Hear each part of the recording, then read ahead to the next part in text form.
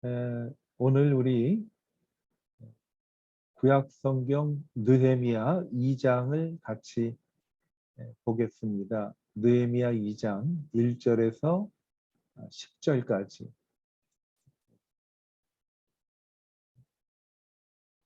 가정에서 제가 함께 읽을 때 여러분도 1절부터 10절까지 함께 읽어주시면 되겠습니다.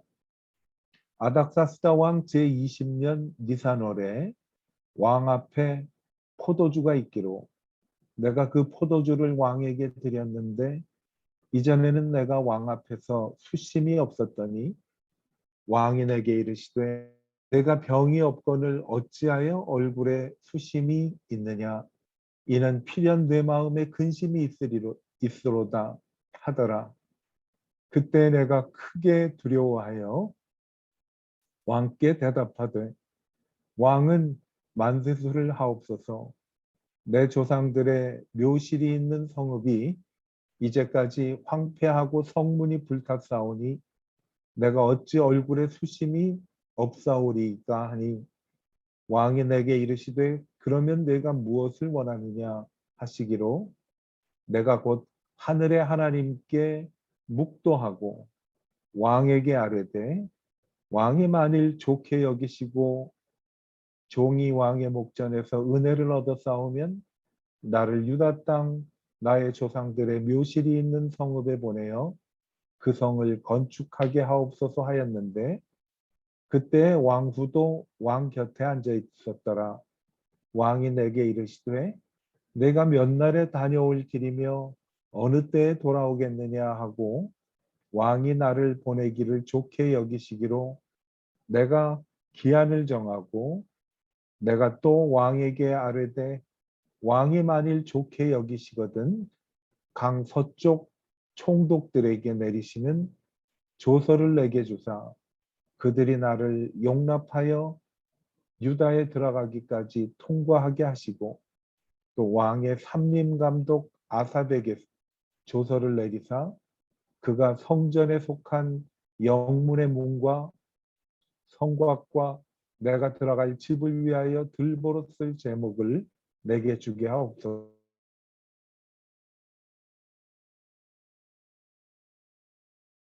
하명이 허락하고 군대 장관과 마병을 보내어 나와 함께하게 하시기로 내가 강 서쪽에 있는 총독들에게 이르러 왕의 조소를 전하였더니 호론 사람 산발랏과 종이었던 암못 사람 도비아가 이스라엘 자손을 흥왕하게 하려는 사람이 왔다 함을 듣고 심히 근심하더라. 아멘. 느헤미야는 저희들이 바벨론의 포로로 잡혀갔던 이스라엘 사람들이 다시 예루살렘으로 돌아올 때 그 예루살렘을 둘러싸고 있는 성벽을 무너졌던 것을 다시 세우기 위해서 재건하기 위해서 페르시아의 왕의 술 맡은 관원으로 있었던 유대 사람 느헤미야가 이제 예루살렘에 가서 무너진 성벽을 재건하고 그 다음에 성벽 재건이 끝난 후에 이스라엘 백성들이 하나님의 말씀으로 새롭게 신앙이 부흥하는 그러한 과정을 기록한 말씀이라고 소개를 해드렸습니다. 오늘 읽은 말씀 8절에 보면 내 하나님의 선한 손이 나를 도우심으로 왕이 허락하고 하고 느헤미야가 고백을 합니다. 이 배경은 어떻게 됐는가 하면 느헤미야가 바로 기다렸던 순간이죠. 예루살렘에 가서 무너진 성벽을 고치겠다라고 기도하고 계획했던 일이 왕을 통해서 이루어지는 순간에 느헤미야가 고백을 합니다. 왕이 이렇게 우리를 허락해 준 것은 내 하나님의 선한 손이 나를 도우셨기 때문에 일어난 것이다 라고 고백을 합니다. 하나님의 선한 손이 함께하면 우리가 계획하고 기도했던 것을 하나님이 이루어 주시고, 그리고 그 일을 할 수 있도록 사람의 마음도 감동시켜 주십니다. 오늘은 아닥사스다 왕이 하나님의 손이 도와주셨기 때문에 마음에 움직임이 있었고, 그리고 그 일을 통해서 이제 느헤미야가 예루살렘에 가게 됐습니다. 저는 말씀을 처음에 이제 느헤미야를 시작하면서 우리에게는 최종 목표가 있고 중간 목표가 있다라는 말씀을 함께 나누었습니다. 사람은 최종 목표가 있고, 그리고 그 최종 목표를 이루기 위한 중간 목표가 있습니다. 그런데 느헤미야가 포로로 잡혀갔던 사람의 후손으로 그 나라의 왕의 최측근에서 왕을 보필하는 직책에 올라갔다는 것은 정말 개인으로서는 큰 영광이기도 하고 삶의 목표를 이룬 것 같이 보여집니다.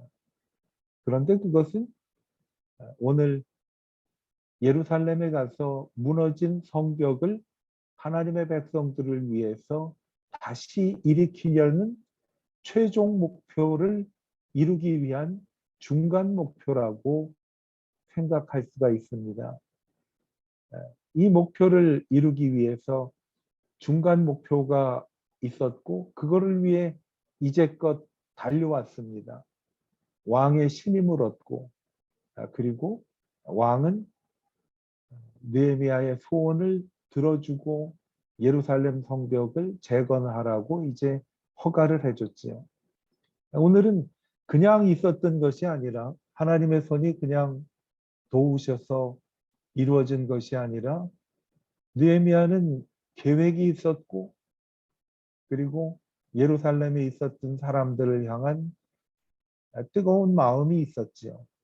그리고 그거를 위해서 기도했기 때문에 이루어진 겁니다. 그러니까 간절한 기도와 기다림과 치밀한 계획 끝에 이루어진 결과입니다. 어떻게 보면은 우리가 기도하면서 함께 수반돼야 하는 것은 기도하면서 믿음으로 같이 기다릴 줄을 알아야 하죠. 하나님은 어떻게 보면 우리 기도 응답도 귀하게 여기시지만은 기도하면서 하나님하고 가깝게 하나님과의 인격적인 교제를 하기를 하나님은 원하고 계십니다. 그 인격적인 교제를 통해 기다림을 끝까지 할 수 있도록 기다릴 수 있는 힘도 주시고, 그리고 그것이 이루어졌을 때 우리 마음속에 확신이 생기죠. 하나님의 선한 손이 함께 하셨기 때문에 이 일이 이루어졌다라고 말씀을 합니다. 우리 모두 마음에 원하는 최종 목표가 있습니다. 사람마다 다르기는 하지만 우리의 소원과 최종 목표가 있는데, 그것을 위해서 저희들이 기도하지요. 지금 눈앞에 펼쳐진 상황들이 어떻게 보면 내가 마음속에 품었던 최종 목표를 이루는 시간이 점점 지연되는 것 같아서 우리는 마음이 초조하기도 하고 힘들기도 하죠. 어떻게 보면 오늘 느헤미야를 통해서 하나님께서는 우리가 당한 이 현실을 어떻게 신앙으로 잘 견디어 나가면서 이길 것인가를 말씀해 주고 있는 것 같습니다. 느헤미야의 방법은 마음에 목표가 있었지요. 그리고 그 목표를 위해 기도하고 계획하였습니다. 기도하고 계획하는 동안에 기다림이라는 세월이, 우리 느헤미야 1장과 오늘 읽은 2장 사이에는 적어도 4개월 이상의 공백이 흘렀습니다. 4개월은 그렇게 짧은 기간은 아니죠. 그 기간 동안 느헤미야는 뭐를 했을까요? 계획을 열심히 세웠고 그리고 기도했죠. 기도하고 계획을 세울 수 있었던 그 원동력은 바로 기다림이라는 것이 느헤미야에게 있었던 것이죠. 그 기다림 동안 하나님하고 친밀한 관계를 이루게 되었기 때문에 4개월을 기다릴 수가 있었던 것 같아요. 상당히 안타까웠던 기간입니다. 예루살렘에 있는 자기의 동족들이 정말 힘들고 어려운 일을 당하고 있다는 소식을 듣고 예레미야는 마음이 아프고 그리고 눈물을 흘렸어요. 그 기간이 4개월이 지난다는 것은 짧은 것은 아니죠. 우리 지금 여러 가지 상황이 힘들게 만드는 것 같아요. 이 상황 속에서 하나님은 내가 무엇을 하기를 원하시는가? 일단은 기도하고 하나님께서 이 모든 것들이 지나갈 때 우리가 해야 할 일들을 계획하기를 하나님은 원하고 계시죠. 그런데 기도하고 계획하는 것과 함께 가는 것이 뭔가 하면 기다림인데 그 기다림은 하나님하고 친밀한 관계를 갖게 되는 것이 하나님께서 우리에게 원하시는 것입니다. 이 시간이 이 매일매일 힘든 나날들이 하나님하고 나하고 친밀한 관계를 맺어갈 수 있는 그러한 시간이 되었으면 좋겠습니다. 그렇게 되기를 하나님은 원하고 계세요. 치밀한 계획과 기다림과 기도 끝에 왕을 만나지요. 오늘 2장 1절은 왕을 만나는 장면인데 왕이 느헤미야의 얼굴을 보니까 수심이 가득하더란 말이죠. 어떻게 보면 왕 앞에서 수심 가득한 얼굴을 갖는다는 것은 개인적으로 위험한 일이기도 해요. 뭔가 뒤에 숨은 내막이 있었기 때문에 얼굴에 수심이 생겼던 것이 분명하니까. 왕이 물어본 거예요. 넌 몸도 안 아픈 것 같은데 왜 얼굴에 근심이 그렇게 많으냐? 그때 느헤미야는 바로 얘기를 합니다. 그래서 왕이 오해를 안 했던 것 같아요. 하나님, 예루살렘 황폐한 곳에 우리 동족들이 있는데 너무 어렵고 힘든 생활을 하고 있어서 그들을 생각하면서 기도하니까 제가 얼굴에 수심이 사라질 수가 없습니다. 라는 말을 하나님께 드립니다. 만약 자신의 지위를 갖고 자신의 인생만을 위해서 살았다면 얼굴에 수심을 띠지 않고도 살 수 있었겠지요. 환경도 좋지요. 지위도 높지요.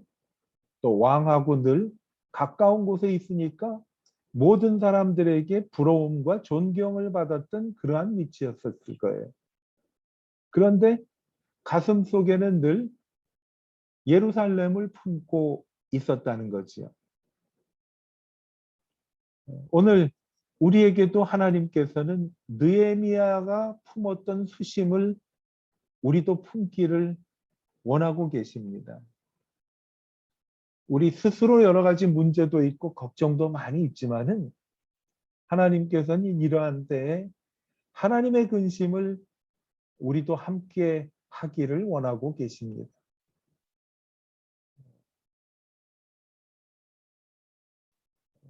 하노이도 어렵다고 그러고 그다음에 호치민은 더 어렵다고 그러고 아까 집사님 말씀하신 대로 다낭이란 데는 뭐 더 힘들다고 해요. 사실은 주위에 힘든 이야기만 들면 마음이 정말 점점 절망스러워지는 것은 사실인 것 같아요. 그런데 절망 가운데 그냥 머물러 있었던 것이 아니라 느헤미야는 이 절망을 어떻게 내가 견디고 나가야 할 것인가, 그들을 어떻게 도와줄 것인가라는 그러한 마음을 품고 기도를 했던 것 같아요. 어떻게 보면 멀리 있는 일을 생각하면서 힘들어한다는 것은 내가 여기에서 무언가를 할 수가 없는 환경이 분명한 것 같아요. 그런데도 늘 마음에 부담을 갖고 기도하고 계획을 세운 거예요. 내가 때가 되면 이 일을 반드시 내가 실현하리라라는 것이 있었던 것 같아요.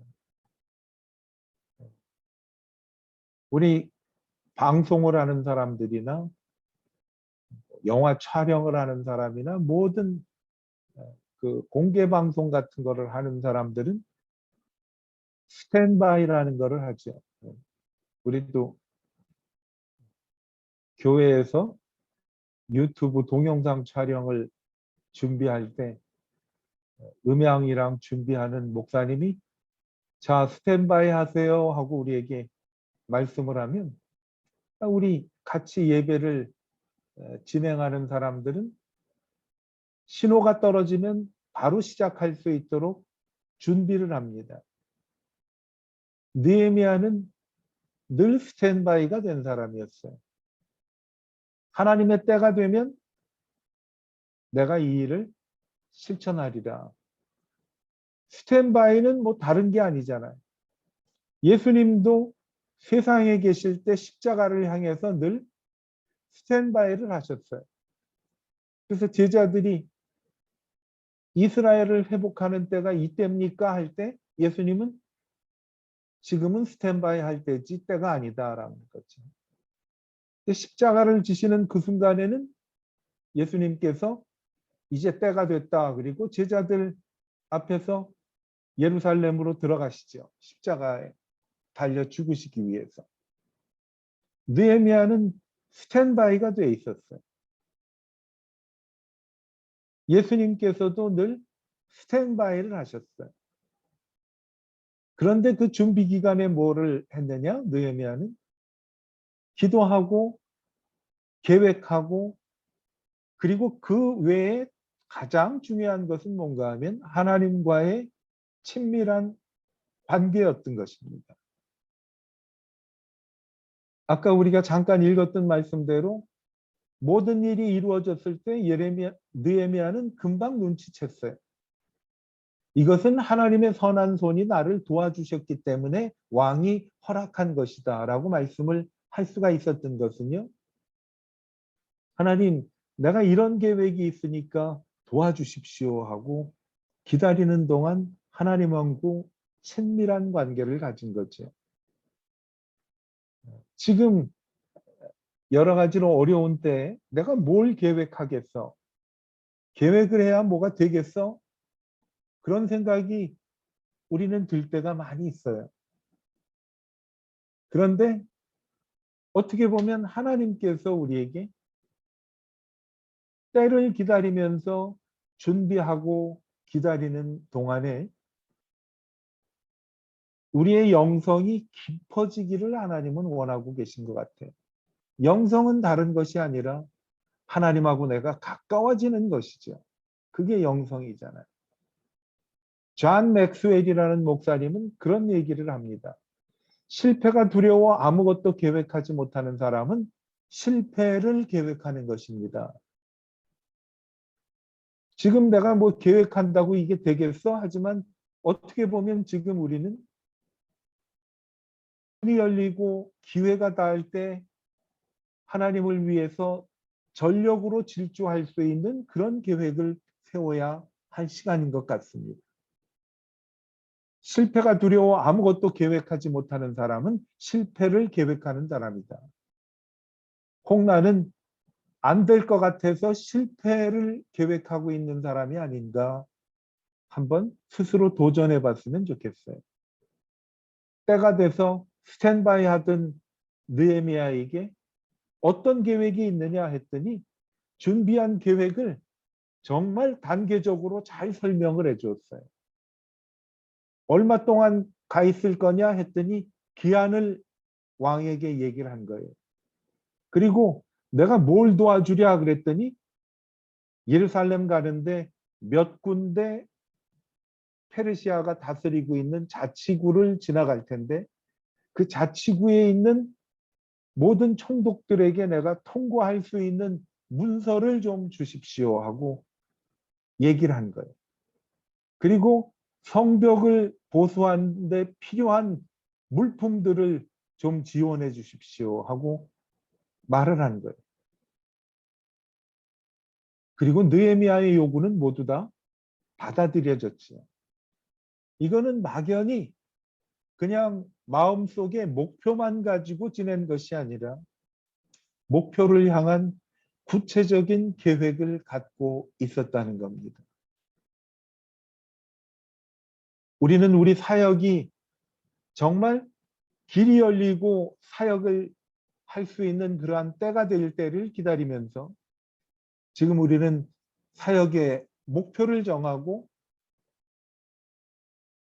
길이 열리면 나는 이러한 계획을 가지고 한번 해봐야 되겠다 하고 계획을 세우고 필요한 것들을 내가 채우면서 준비할 때 하나님께서 길이 열리는 그날 하나님의 선한 손이 나를 도와주셔서 모든 것을 이루어 주시는 그날이 올 거라는 거죠. 우리도 한번 이러한 고백을 하나님께서 우리에게 길을 열어주시는 그날 하나님 앞에서 고백할 수 있는 그러한 시간을 보냈으면 좋겠습니다. 어떻게 보면 한없이 나약해지고 한없이 게을러질 수도 있고 그리고 무력해질 수도 있는 이러한 시기에 저희들은 있습니다. 그렇잖아요. 뭐 시간에 대해서 뭔가 쫓기는 것도 없고 그런데 우리 마음에는 하나님을 향한 열망은 있단 말이죠. 하나님께서 이런 일 싶은데 하나님 이 일을 할 수 있도록 도와주십시오 하는데 그냥 꿈을 갖고 있는 사람하고요. 꿈을 갖고 꿈을 위해서 계획하는 사람하고는 다르다라는 거죠. 느헤미야는 최종 목표를 갖고 있으면서 내가 지금 왕의 측근에서 일하는 술관원으로 일할 때 왕이 내게 무언가 기회를 주면 나는 이렇게 하겠다 하고 준비를 했던 사람이죠.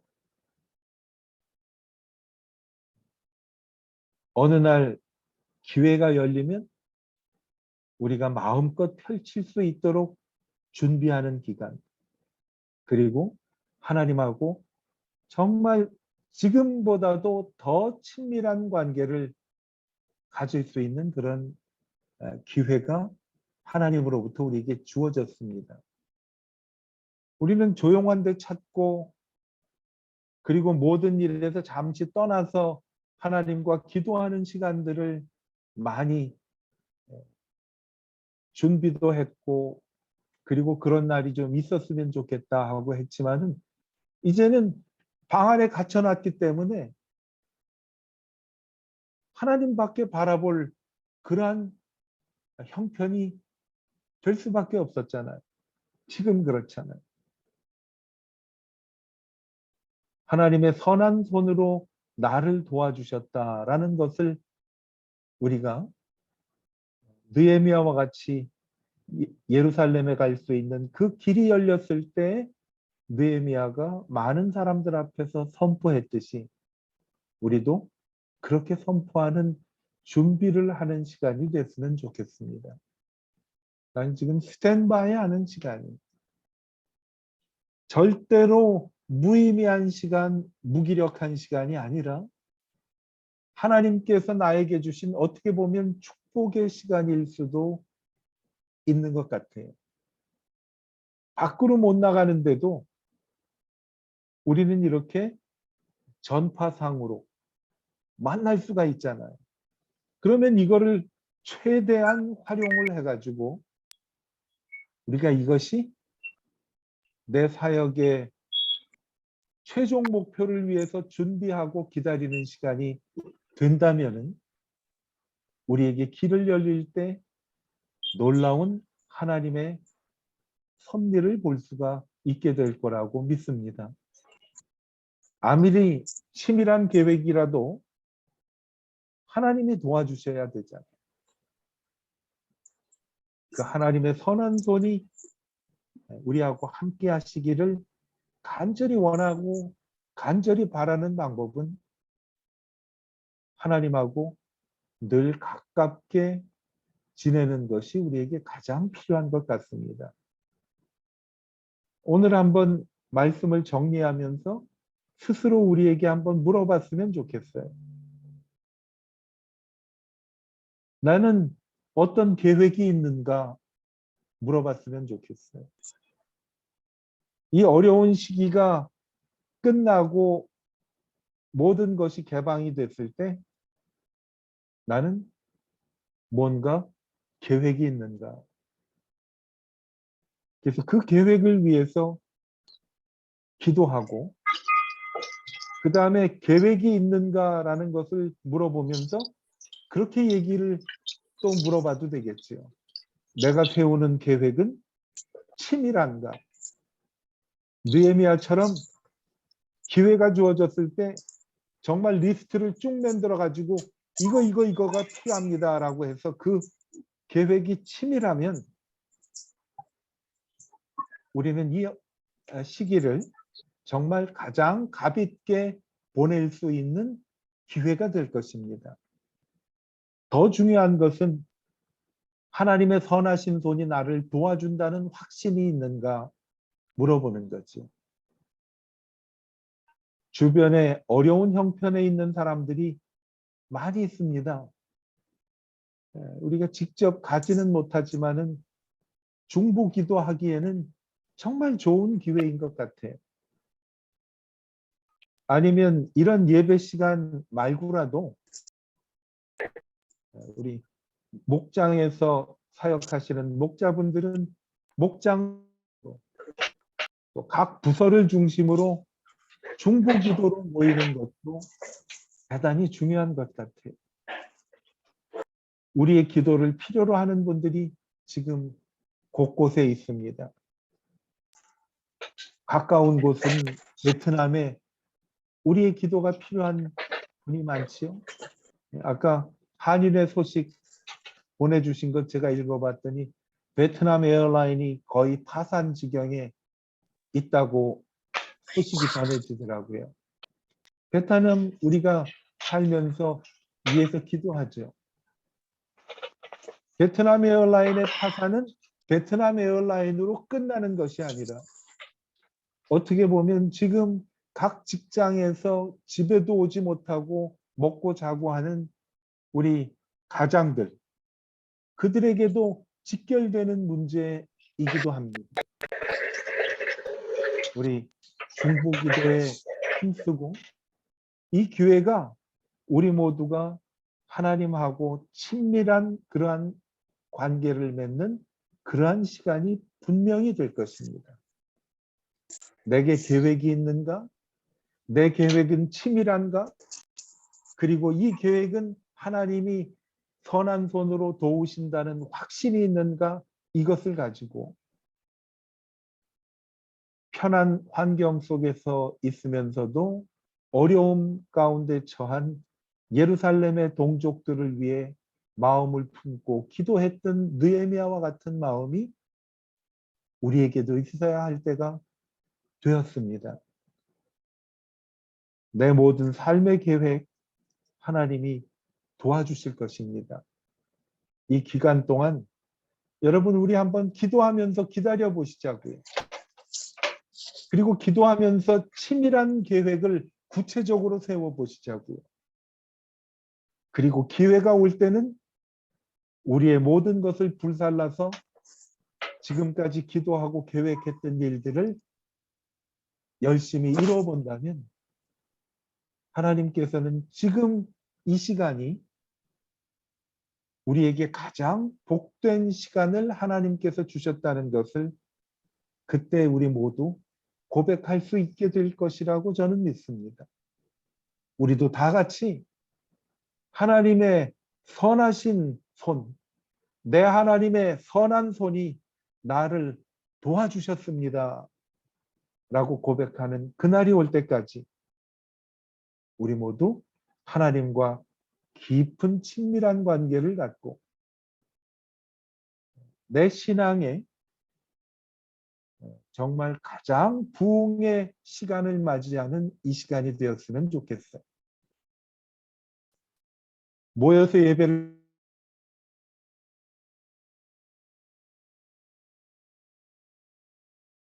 하지 않고 이렇게 정말 나태하고 게으른 신앙생활로 이끄는 그러한 것이 될 것 같아요.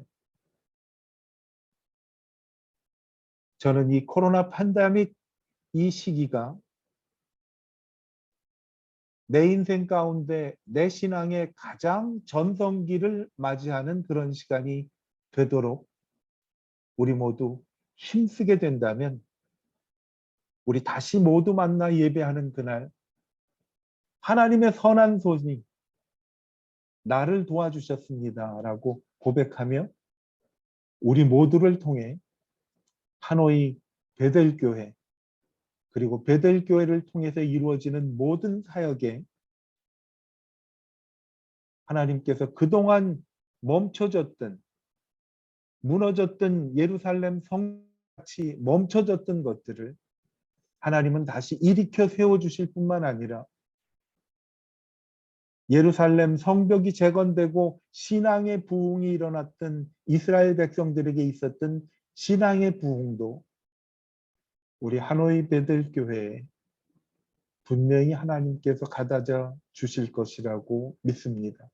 여러분, 이 일을 위해서 함께 우리 기도하고 구체적인 계획을 하고 하나님하고 친밀한 교제를 하며 이 시기가 오히려 내 신앙의 전성기가 되도록 우리 모두 손잡고 나아가는 하나님의 복된 자녀들을 간절히 축복합니다. 제가 기도하겠습니다. 하나님, 느헤미야가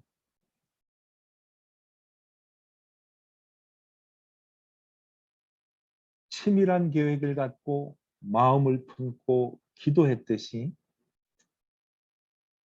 우리 모든 것이 손발이 묶이고 아무것도 할 수 없는 이 환경이라고 좌절하지 말고 우리도 하나님께 기도하고 치밀한 계획을 세우고 하나님과 친밀한 교제를 하며 우리 모두의 신앙의 전성기가 되는 이 코로나 팬데믹 상황이 되도록 아버지 도와 주시옵소서.